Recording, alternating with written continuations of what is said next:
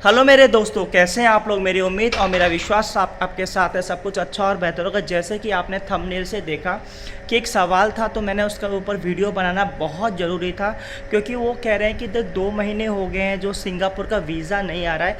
Ancient Bharat 841 का जो सवाल था उसके ऊपर हम बात करें कि वीज़ा क्यों नहीं आ रहा है और क्या शो हो रहा है या नहीं हो रहा है, उसके बारे में मैं डिस्कस कर लूँगा। तो आपका क्या सवाल है? अगर आप सिंगापुर जाना चाहते हो, मलेशिया जाना चाहते हो, यूरोपियन कंट्रीज़ में जॉब लेना चाहते हो, बहुत सारी ऐसी कंट्रीज़ हैं जहाँ पर आपको बहुत सारी जॉब्स मिल जाएंगी। 50,000 से 1 लाख रुपए तक की सैलरी मिल जाएगी। अगर मैं बात करूँ कौन कौन सी जॉब्स हैं, कंस्ट्रक्शन जॉब है, होटल्स की जॉब है, हेल्पर की जॉब है, और ऐसी ऐसी जॉब्स हैं जो आपको मेहनत पर भी फिजिकल वर्क ज़्यादा है। ECR ECNR पासपोर्ट पर सिंगापुर जाना चाहते हो, मलेशिया जाना चाहते हो, यूरोपियन कंट्रीज़ में जॉब लेना चाहते हो, पोलैंड, माल्टा, क्रोएशिया, बुल्गारिया, रोमानिया, सर्बिया, यहाँ पर आराम से आपको बहुत सारी जॉब्स मिल जाएंगी। मेरे चैनल पर आपको एजेंसीज़ की डिटेल मिलती है। तो एजेंसीज़ की डिटेल का बनाने का मकसद ये है, उनके हो सकता है कुछ सर्विस चार्ज वगैरह होते हों, तो जो भी है आपका जो सर्विस चार्ज वगैरह आपको उनको पे करना है।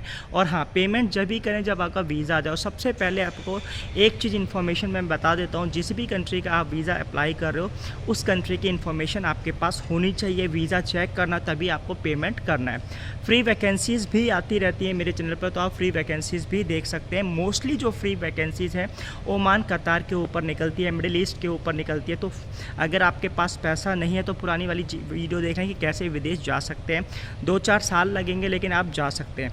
अब बात करते हैं कि भाई एक बंदा जिन्होंने एंशिएंट भारत 841 का जो सवाल था कि 2 महीने हो गए सिंगापुर का परमिट के लिए लगाया था, लेकिन अभी तक कुछ पता नहीं चला। तो कहाँ तक प्रोसेस है, कहाँ तक नहीं है, एजेंट क्या बोल रहा है, इसके बारे में हम डिस्कस करेंगे। तो देखो, सिंगापुर में 3 तरह के नॉर्मली वर्क परमिट होते हैं, एक वर्क परमिट, एस पास और एम्प्लॉयमेंट पास।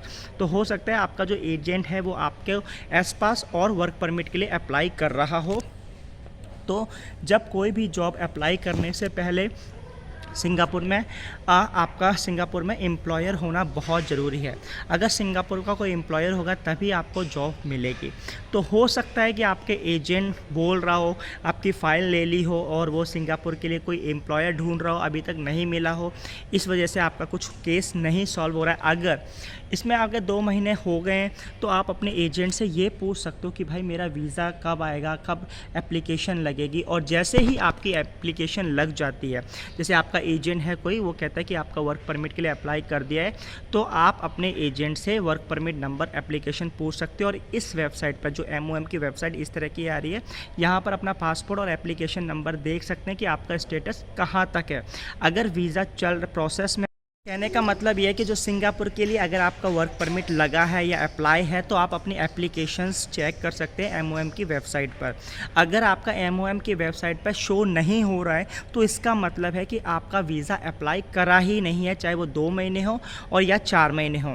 तो आप अपने एजेंट से कंफर्म करो कि भाई मेरा वीज़ा लगा है, एप्लीकेशन चलेगी है या नहीं लगी। अब बात करते हैं जो प्रोसेस टाइम होता है वो मोस्टली 14 वर्किंग डेज़ होता है। तो अगर जैसे कहने का मतलब एक सिंपल प्रोसेस में आपको समझाता हूँ।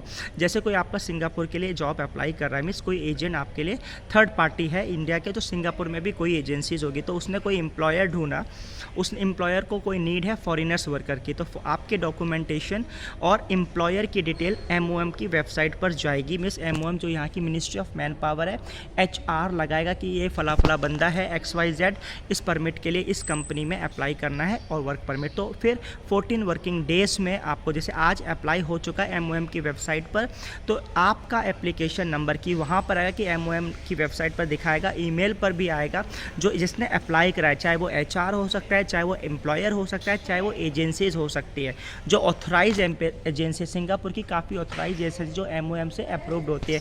अब बात करते हैं कि जैसे आज अप्लाई कराया तो वहाँ पर आएगा thank you for submission your application और एप्लीकेशन नंबर इज़ दिस। सो अगर आज से ही अगर आप MOM की वेबसाइट पर देखेंगे तो आप अपने स्टेटस को चेक कर सकते हैं। तो यहाँ तक ऐसा होता है। तो इस तरह से आप अपने एजेंट से पूछ सकते हो मेरी एप्लीकेशन लगी है या नहीं लगी है, तो आपको पता लग जाएगा। आई होप सो वीडियो अच्छी लगी होगी। वीडियो अच्छी लगी like and subscribe. Thank you for watching this video.